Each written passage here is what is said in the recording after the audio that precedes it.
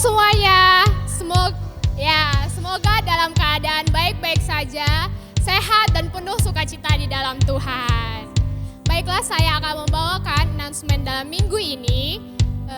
Kami mengucapkan selamat datang buat teman-teman yang baru pertama kali join dalam ibadah TYC, dan kami mengundang teman-teman semua untuk mengikuti ibadah TYC setiap minggunya. Selanjutnya adalah ibadah Super Sunday. Ibadah Super Sunday diadakan setiap hari Minggu jam 10 pagi. Buat teman-teman, jangan sampai lewatkan dan lupakan, mari ajak keluarga kita bersama-sama memuji memuliakan Tuhan di hari Minggu. Selanjutnya ada doa malam. Doa malam diadakan setiap hari Selasa jam 7 malam melalui aplikasi Zoom. Buat teman-teman yang rindu untuk mengikuti doa malam, boleh menghubungi Kak Grace Silalahi. I Care diadakan setiap hari Minggu, setiap minggunya, dan teman-teman yang ingin join dalam I Care boleh menghubungi Bapak Roni Manalu. Selanjutnya persembahan dan persepuluhan boleh diserahkan melalui nomor rekening AFJF Medan yang ada di layar kaca teman-teman semua. Dan yang terakhir adalah ibadah TYC. Yes, ibadah TYC. Jangan lewatkan buat teman-teman semua untuk mengikuti ibadah setiap hari Sabtu jam 6 sore melalui akun YouTube AFJF Medan. Dan minggu depan kita akan dilayani Kak Jun Paramita yang luar biasa. Jadi jangan lewatkan ya. Oke, sebelum memulai ibadah kita, terlebih dahulu mari kita berdoa. Mari kita bersatu dalam doa. Terima kasih Bapa, terima kasih Yesus, terima kasih Roh Kudus buat segala kebaikan dan kasih setiamu yang selalu hadir dalam kehidupan kami. Kami akan memulai ibadah kami Bapa, Engkau yang melawat awal, pertengahan hingga akhir. Biarlah kuasa-Mu yang selalu hadir dalam ibadah ini.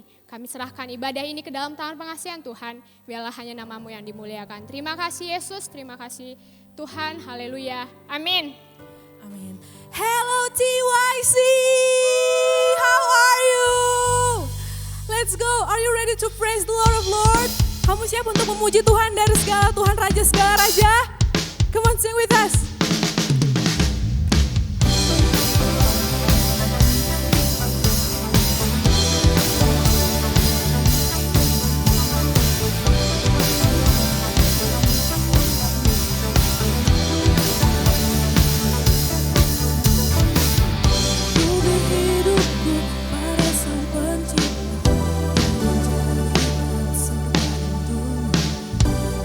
Percaya pada yang kekal.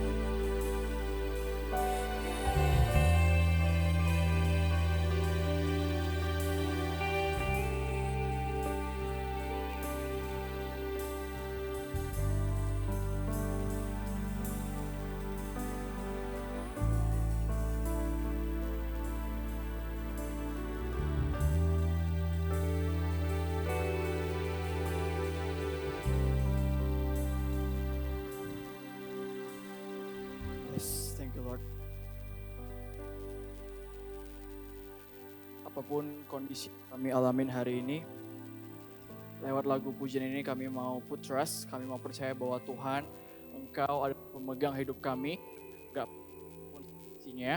peduli apapun kondisinya, Engkau pemegang hidup kami. Dan kan Tuhan pada hari ini kami benar-benar boleh semakin put trust di dalam-Mu. Kami put faith bukan karena apa yang telah kami lihat, tapi karena kami percaya everything is safe under your control. Yes Lord, terima kasih Bapa. Sebentar kami mau mendengar kebenaran firman-Mu. Biar firman hidup, biar firman-Mu ini tertanam dalam setiap kami yang menonton, setiap kami yang mengikuti ibadah ini, dan kami boleh ngalami Engkau. Terima kasih Bapa, hanya di dalam nama-Mu kami mengucap syukur. Haleluya. Amin. Amin, amin. Yes, TYC, sebelum kita mendengarkan kebenaran firman Tuhan, yuk kita sama-sama mau deklarasikan iman kita. You ready? Yes. Inilah kabar baik. Saya diselamatkan oleh kasih karunia Allah, bukan oleh perbuatan saya. Saya dibenarkan, saya diubah, dan saya diberkati di dalam Dia. Sekarang saya tahu segala sesuatu terjadi dalam hidup saya untuk kebaikan, karena saya dipanggil sesuai dengan rencananya.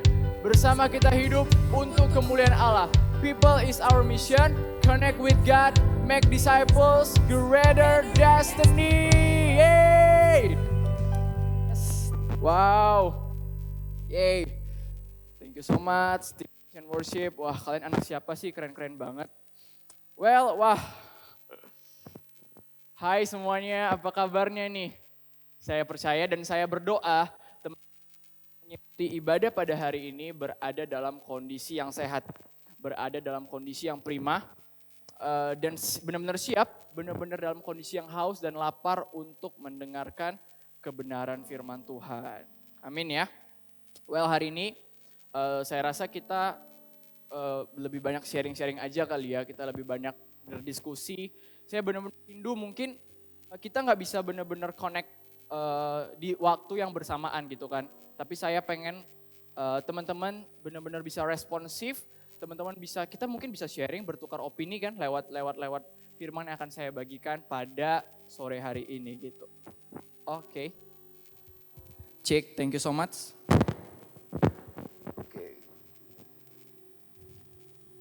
Oke, udah kedengaran kali ya, udah jelas ya teman-teman semua ya. Cakep. Alright, so di bulan ini kita masih belajar dalam tema 2 bulanan yang berjudul Live in Freedom gitu ya. Nah, saya mau mengajak teman-teman diskusi. Mau sama-sama bertukar pikiran. Ya. Kita ini kan generasi yang muda ya kan. Kalau istilahnya biasa di gereja disebut the next generation. The young generation gitu ya, generasi penerus. Kalau teman-teman perhatikan, teman-teman setuju gak sih bahwa generasi muda ini adalah generasi yang suka akan hal-hal yang instan? Coba type di chat box nih, setuju gak? Kalau setuju boleh ketik, setuju bang. Setuju Ge? Saya percaya kayaknya teman-teman yang di sini juga pada sepakat ya bahwa generasi muda adalah generasi yang suka banget sama hal-hal yang instan. Kita gak bisa pungkiri mungkin ada faktor-faktor dari acceleration atau percepatan dunia juga kan. Ada banyak hal yang sudah terlalu cepat berubah gitu. Misalnya dulu, waktu kita pengen pergi ke suatu tempat dengan mobil sewaan, let's say kayak Bluebird gitu ya. Kita tuh butuh call centernya Bluebird, dan nanti operatornya atau call centernya bakal hubungin ke drivernya, dan paling cepat mungkin 20-25 menit baru kita bisa melihat abang Bluebird-nya datang gitu. Tetapi sekarang udah berubah banget gak sih? Ada yang namanya GoCar, ada yang namanya GrabCar, apalagi ada yang namanya Maxim, InDriver juga ada begitu banyak kompetitornya, dan kita tinggal pakai application, tinggal tap, 5 menit kemudian mungkin abangnya bakal muncul. Bahkan sekarang mungkin kalau kita harus nunggu 20 menit untuk nunggu abangnya datang, kita bakal bilang lama banget sih ini abangnya ya. Bener gak sih? Padahal dulu 20 menit adalah waktu yang ideal untuk menunggu seorang driver datang untuk pick up kita. Apalagi misalnya kita ya motor juga ya, kalau kita pesen sekarang ada yang namanya Gojek, ada yang namanya Grab Bike, dan abis kita pesen nggak lama 3 sampai 5 menit atau sampai 10 menit paling lama mungkin abangnya datang. Tapi kalau dulu kita mau pesen ojek gitu ya, nggak bisa kayak sekarang, kita harus datang ke pangkalannya, terus harus lihat ini abangnya ada di pangkalan atau enggak gitu kan, baru kita bisa pesen. Itu juga tawar-tawaran dulu, bisa deal bisa enggak. So dunia sangat mengalami percepatan dan sekarang kita jadi orang yang suka banget sama hal-hal yang instan gitu ya. Apalagi misalnya pengiriman barang. Kalau dulu mungkin mau ngirim barang harus pakai yang namanya apa? Tiki atau mungkin JNE dan lain sebagainya. Tapi sekarang kita mau ngirim barang sepanjang masih dalam satu kota gitu kan. Kita tinggal pesen pakai yang namanya Grab Express dan lain sebagainya. Dalam waktu dekat abangnya bakal datang pick barang kita. Dan dia bakal mengantar sampai ke tujuan di hari yang sama juga. Instan sekali. Apalagi habis itu, mungkin kalau encok gitu kan kita mau pijet juga bisa, ada Go Message ya. Dalam waktu berapa puluh menit mungkin orangnya bakal datang dan bakal servis kita gitu. Habis itu kita merasa lebih pulih. Kalau dulu gimana manggil tukang pijet gitu kan, mesti telepon gitu kan. Ya kalau punya nomornya. Nah, mungkin ada di Google list nomor-nomor tukang pijet gitu kan. Well, dunia hari ini mengalami banyak sekali perubahan gitu kan. Percepatan juga. Dan mungkin itu yang bikin generasi muda ini yang hidup sangat dekat dengan semua itu menjadi anak-anak yang suka banget sama hal-hal yang instan dan cenderung ngebenci proses. Tapi saya mau nanya dulu, berapa banyak sih di antara kita yang suka banget melakukan semua hal itu pengennya yang instan-instan aja, yang cepet-cepet aja, gak usah yang lama-lama, yang bertele-tele dan yang panjang. Atau kita diskusi apa sih sekarang yang hal-hal yang anak muda itu pengen dapetin tapi dengan cara yang instan. Kayaknya kita sepakat sekarang salah satu yang paling dicari oleh anak muda itu ketenaran ya, bener gak sih? Popularity, famous dan lain sebagainya. Kalau dulu anak-anak muda itu ditanya cita-citanya mungkin mau jadi dokter, mau jadi polisi, mau jadi dosen dan lain sebagainya. Tapi sekarang tuh beragam banget cita-cita. Ada cita-cita pengen jadi selebgram, ada cita-cita pengen jadi content creator di YouTube dan lain sebagainya. Well, that's good. Tapi banyak sekali kita lihat, bahkan fenomenanya sangat happening di sekitar kita. Anak-anak muda pengen viral, pengen famous, tapi dengan cara yang instan. Bahkan cara yang mungkin tidak membangun. Masih melekat di pikiran kita kasus salah satu YouTuber bernama Ferdinand, saya lupa nama lengkapnya, yang pernah happening karena bikin konten prank kepada waria gitu kan, dia berkedok ngasih semacam gift lah gitu ya, makanan di bayangan warianya itu makanan, ternyata pas dibuka sampah dan dia tertawa dan dia dengan sadar upload itu ke YouTube karena dia pengen cari popularity, pengen orang-orang pay attention sama konten dia, nggak peduli apakah kontennya positif atau negatif, yang penting orang tahu itu adalah dia. So ketenaran kayaknya dihunting orang banget, tapi masalahnya anak-anak muda pengen jalan yang pintas, pengen jalan yang cepat. Apalagi anak-anak muda hari-hari ini nyari pengakuan, bener gak sih? Pengakuan untuk dianggap pinter, pengakuan untuk dianggap keberadaannya diakui oleh orang-orang di sekitarnya. Sampai kita rela melakukan hal-hal yang instan, misalnya kita rela mencontek demi dapat nilai yang tinggi. Kita nggak peduli apakah kita dapat ilmunya atau enggak. Yang kita peduli ketika di pengumuman nama kita dapat nilai tinggi. Terus teman-teman pay respect sama kita kayak, wah gila gokil bro, nilainya tinggi banget. Kita nggak peduli apakah kita tahu atau tidak ilmu itu. Tapi kita merasa senang kayak aku harus gimana pun caranya aku harus dapetin nilai yang paling tinggi. Dan kita rela melakukan hal-hal yang instan seperti mencontek demi mendapatkan itu. Atau misalnya kita pengen pengakuan, kita pengen mungkin di antara kita hari-hari ini pengen banget bisa gabung dalam circle-circle yang mungkin sebenarnya nggak pas untuk kita gitu. Sampai kita rela berusaha menjadi seperti mereka. Kita mungkin pengen ikut mereka yang nongkrong di tempat yang fancy dan lain sebagainya. Padahal mungkin kita dari latar belakang keluarga yang berbeda dengan mereka. Tapi kita pengen memaksakan diri sampai rela utang sana sini. Yang penting lifestyle-nya bisa sama, biar diakui, biar dianggap ada. Tapi kita pakai cara-cara pintas seperti itu yang nggak membangun sama sekali. Ini saya pengen kita sharing biar kita sama-sama aware ya bahwa ada begitu banyak hal yang sebenarnya dekat dengan kita, tapi kita nggak sadari hal-hal itu menjerumuskan kita sebenarnya. Apalagi misalnya yang ketiga mungkin hari ini saya perhatiin banyak banget orang-orang yang mulai sangat pay attention sama fisiknya ya. Ada orang yang rela banget bisa kurusin dirinya tapi dengan cara-cara yang instan. Instead of mungkin dia olahraga, mungkin dia pakai program diet yang sehat, mungkin dia melakukan hal-hal yang benar, dia pengen yang instan, makan obat-obatan. Mending kalau obat-obatannya sesuai anjuran dokter. Ini obat-obatannya nggak tahu dia dapat dari mana, dia konsumsi tidak dengan kadar yang pas. Karena dia pengen seinstan mungkin, secepat mungkin, dia bisa punya badan yang ideal.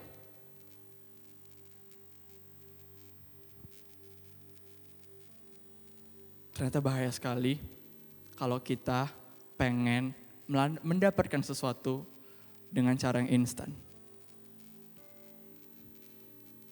Nah mungkin kita pengen belajar ya apa sih sebenarnya kata firman Tuhan. Kita baca yuk sama-sama di 1 Korintus 10 ayat 23. Saya bacakan firman Tuhan berkata segala sesuatu diperbolehkan benar. Tetapi bukan segala sesuatu berguna. Segala sesuatu diperbolehkan benar. Tetapi bukan segala sesuatu membangun. Kita baca sekali lagi ya. Segala sesuatu diperbolehkan. Benar. Tetapi bukan segala sesuatu berguna. Segala sesuatu diperbolehkan. Benar.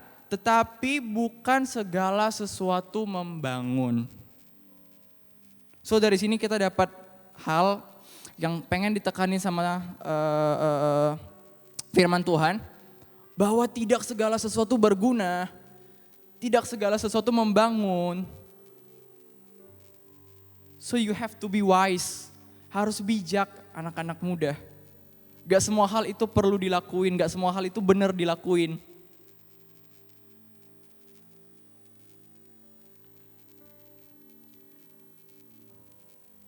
Dua bulan ini kita bicara tema live in freedom.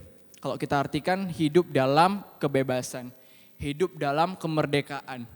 Apa sih artinya ya 2 bulan ini kita belajar bahwa Tuhan kasih kita kemerdekaan. Saat Tuhan menebus dosa kita, di saat itu juga kita dimerdekakan dari yang namanya dosa. Kita dimerdekakan dari perbudakan, kita dimerdekakan dari masa lalu kita.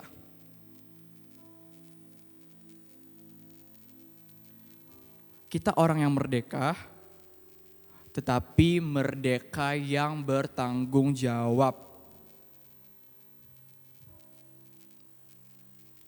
Tuhan mau kemerdekaan yang kita raih, Tuhan mau kemerdekaan yang kita punya, kita pergunakan untuk melakukan hal-hal yang berguna dan membangun. Artinya apa? Benar kita merdeka, tetapi bukan berarti karena kita merdeka, oh aku bebas deh buat semua hal yang aku mau, dosa-dosa aku buat aja, kan aku udah merdeka kan, aku gak perlu bertanggung jawab sama semua hal yang udah aku buat. Tapi yang Tuhan mau, free will yang dia kasih buat kita pergunakan dengan bertanggung jawab.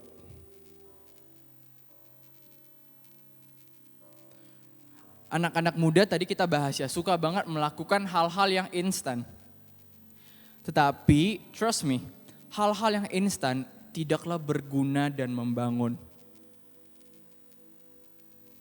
Tadi kan kita belajar bahwa 1 Korintus 10 ayat 23 berkata segala sesuatu itu diperbolehkan, tetapi tidak segala sesuatu berguna, tidak segala sesuatu membangun. Itu tadi premis 1 gitu ya kalau kita belajar ya. Premis keduanya, anak-anak muda suka hal-hal yang instan. Premis ketiganya, hal-hal yang instan tidaklah berguna dan membangun. Berarti kesimpulannya, Tuhan tidak suka ketika kita melakukan hal-hal melalui cara-cara atau jalur-jalur yang instan. Kenapa sih kayak gitu? Simple. Tuhan kita, dia adalah Tuhan yang proses oriented. Dia Tuhan yang suka akan proses.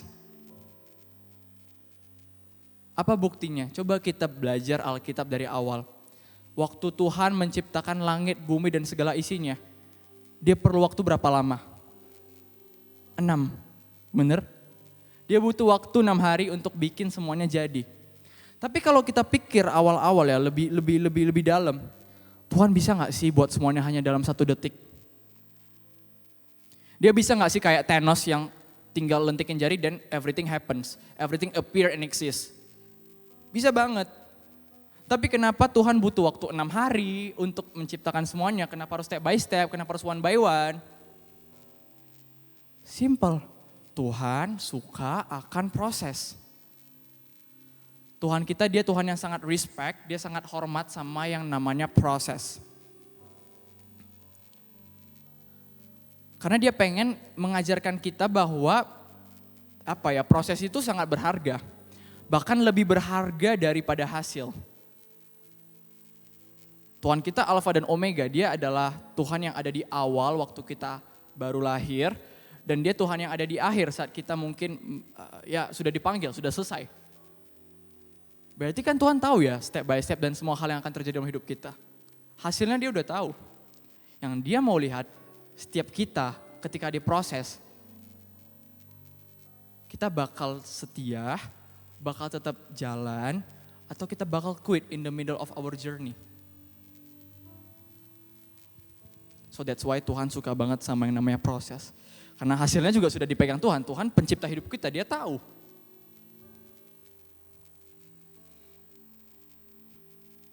Jadi cara kita mempergunakan kemerdekaan itu dengan benar adalah dengan hidup sesuai dengan proses yang dia izinkan terjadi di dalam semua hal agar hidup kita menjadi berguna dan membangun.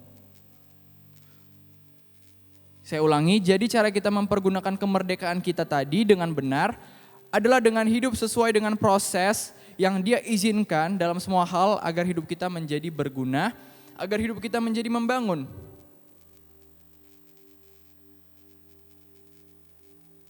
Kalau kita pikir-pikir ya, ketika dia, Tuhan, ingin memberi kita sesuatu, dia bisa gak sih beri saat itu juga di saat kita meminta? Misalnya ada yang doa, Tuhan, aku pengen dapat mobil nih yang bagus biar aku bisa pamer ke teman-temanku. Bisa gak sih kalau kita bayangin ya, dia kan maha ya, Tuhan kan maha ya. Bisa gak sih di saat kita baru bilang amin, di saat itu tiba-tiba di depan mata kita udah ada mobil bagus? Bisa dong, ya gak sih? Tapi kenapa hal itu gak terjadi? Simple. Dia ingin kita diproses dulu agar ketika kita menerima sesuatu yang datang daripada dia, kita bisa menerimanya dengan bertanggung jawab. Bayangin aja contoh kita, misalnya kita kayak anak kecil yang minta apa-apa selalu dikasih sama papa mamanya. Papa mau minta mobil, papa mau minta jajan, papa mau minta ini, itu, liburan ke sini dan lain sebagainya. Terus ayahnya selalu kasih. Kira-kira anak ini bakal jadi apa? Bakal jadi anak yang manja, gak dewasa, bergantung terus sama orang tuanya.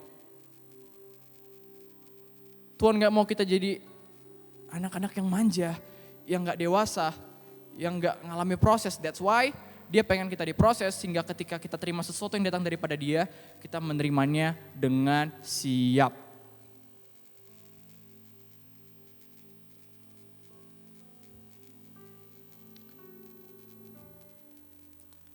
Saya teringat sebuah cerita, mungkin mostly ini anak-anak cewek ya, perempuan yang tahu cerita ini. Saya mau lihat tangannya dan antusiasnya, mungkin boleh teriak.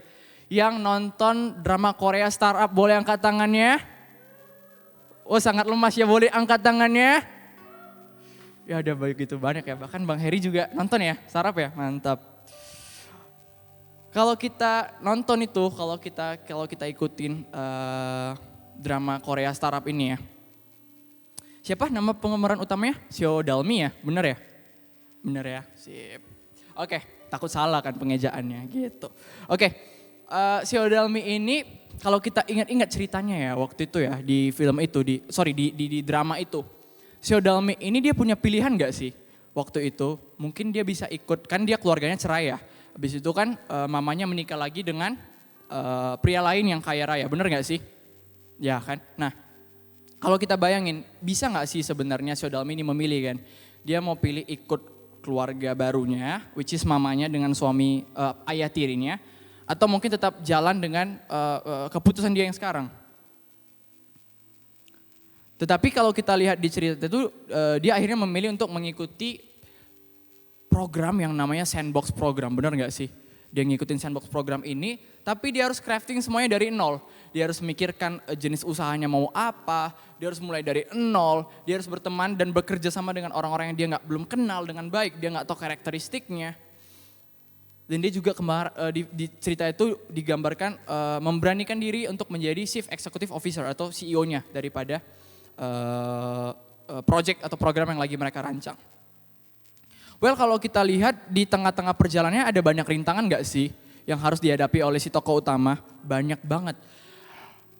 Dia harus ditipu oleh investor ya kan, kemudian dia juga udah dapat ide untuk bisnisnya, tapi karena bisnisnya dianggap terlalu sosial, gak ada investor yang mau menginvestkan money untuk usahanya dia.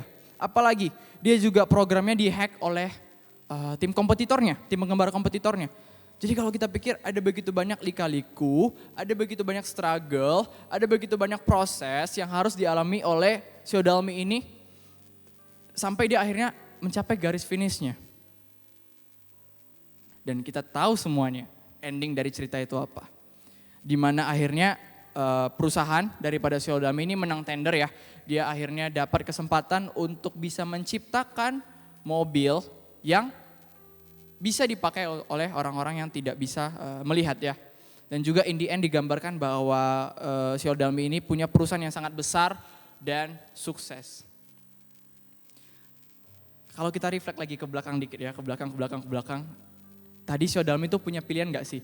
Dia bisa memilih untuk crafting usaha dia, bisnisnya dari nol, atau hidup dalam kenyamanan, hidup dalam keamanan dengan keluarga barunya.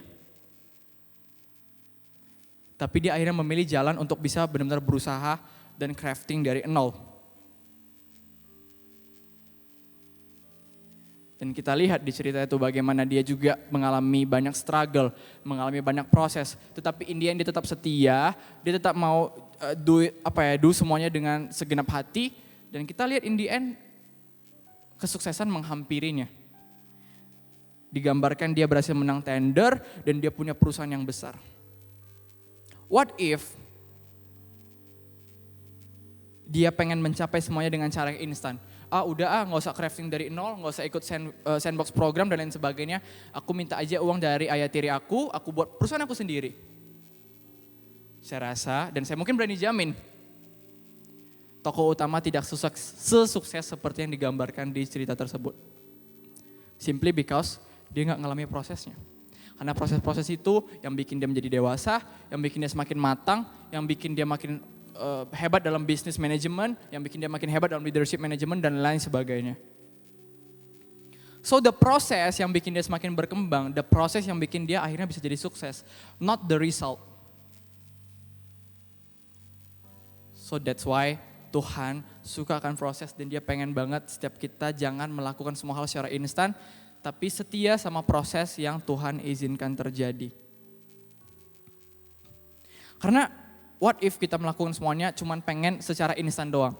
Well, I think yang bakal terjadi gak ada progres yang terjadi dalam hidup kita bakal stuck on the same level, stagnan.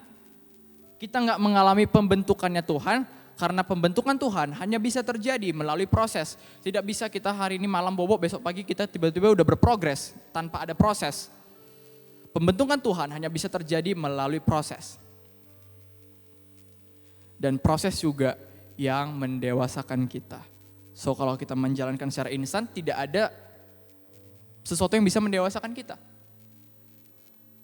So saya percaya hari ini setiap anak-anak muda TYC IFJF Medan menjadi anak-anak muda yang ingin melakukan semua hal dengan jalan yang Tuhan sediakan, dengan jalan yang Tuhan provide.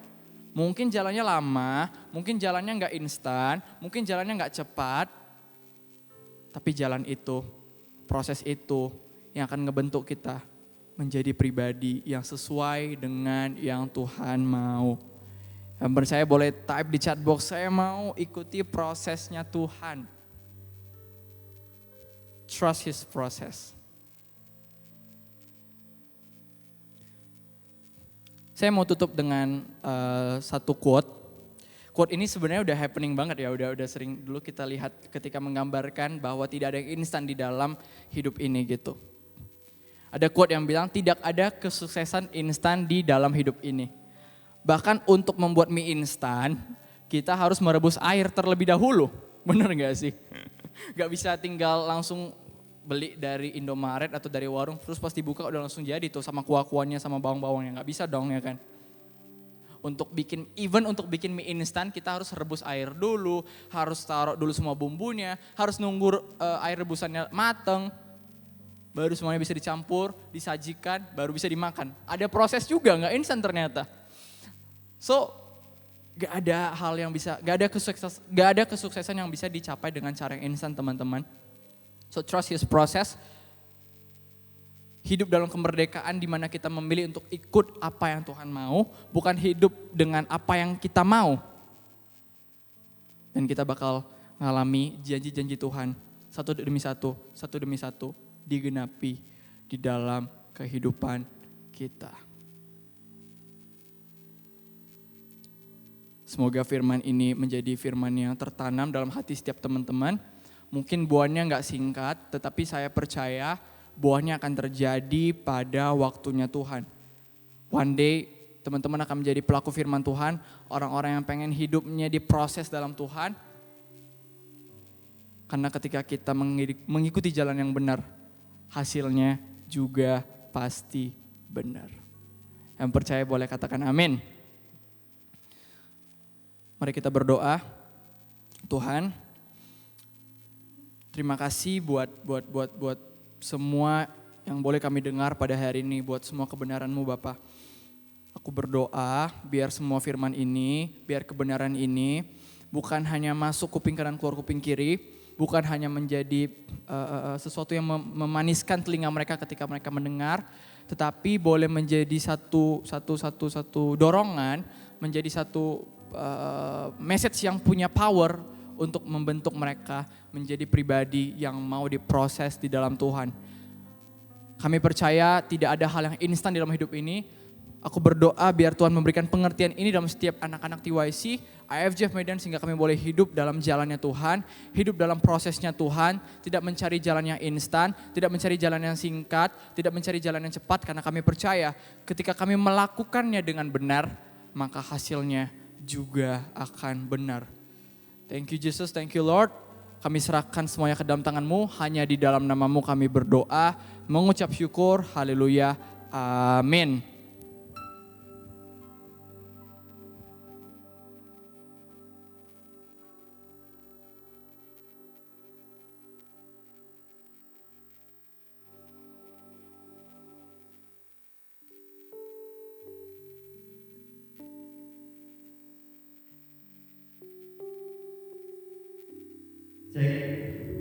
Thank you buat Gerald yang sudah menyampaikan kebenaran firman Tuhan. Saya percaya teman-teman pasti diberkati ya. Berapa banyak yang diberkati? Yuk chat, I am blessed, I am blessed, I am blessed. Yes, you are blessed.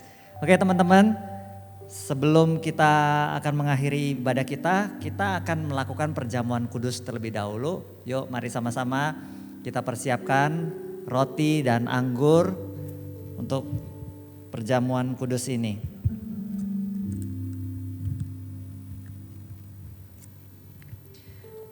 Sama-sama kita angkat roti yang melambangkan tubuh Tuhan di tangan kanan kita. Mari kita berdoa. Tuhan, kami mengucap syukur buat roti ini yang melambangkan tubuh-Mu, yang sudah Tuhan pecah-pecahkan bagi setiap kami di atas kayu salib Tuhan. Kami bersyukur Tuhan, dan hari ini kami mau makan roti ini mengingat akan kasih Tuhan bagi setiap kami. Dan biarlah setiap kami boleh memiliki satu persekutuan yang indah dengan Tuhan, satu komitmen dalam kehidupan kami, menjaga persekutuan kami dengan Tuhan.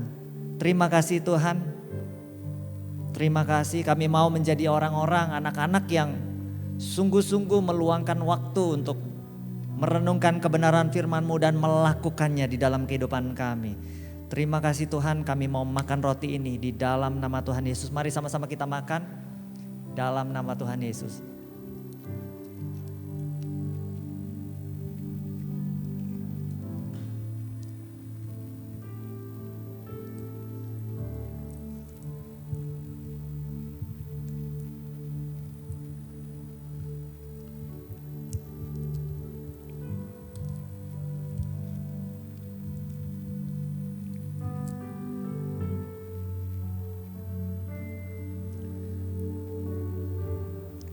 Sama-sama kita angkat anggur yang melambangkan darah. Tuhan, kami mengucap syukur buat anggur ini yang melambangkan darah-Mu. Karena tanpa darah-Mu maka tidak ada penebusan dosa bagi setiap kami, dan kami semua gak mungkin dilayakkan Tuhan.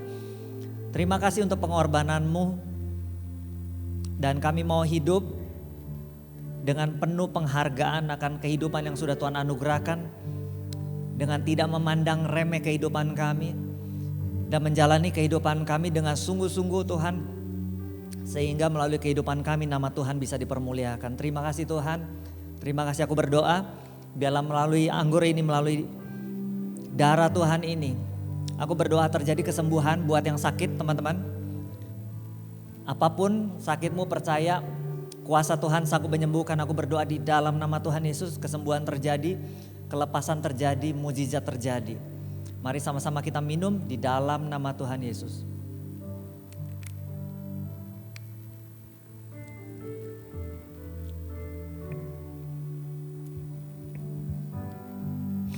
Tuhan, kami mengucap syukur buat hari ini.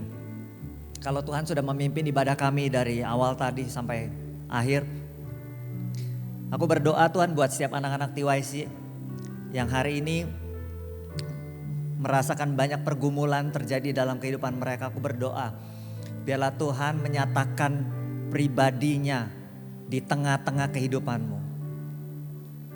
Dan jadilah anak-anak TYC yang tidak mencari easy way out, tetapi kalian semua adalah generasi-generasi yang tangguh, generasi-generasi yang sungguh-sungguh mau fight, mau berjuang, dan percaya Tuhan ada di dalam setiap musim kehidupanmu. Aku berdoa Tuhan buat studi mereka, buat apapun yang mereka kerjakan, mungkin skripsi, mungkin kuliah, dan semuanya. Biarlah kiranya Tuhan memberkati supaya mereka semua bisa melakukannya dengan baik. Bahkan tugas-tugas yang diberikan semua boleh dikerjakan dengan baik. Tuhan, ada disiplin yang baik, cara memanage waktu Tuhan, sehingga mereka tetap bisa melakukan yang terbaik dan jadi yang the best di bidangnya masing-masing. Tuhan, aku berdoa biar kiranya Tuhan memberkati mereka semuanya di dalam nama Tuhan Yesus. Terima kasih Tuhan. Dalam nama Tuhan Yesus kami sudah berdoa dan mengucap syukur. TYC, come on, sama-sama kita katakan amin. God bless you and have a nice weekend guys. Bye.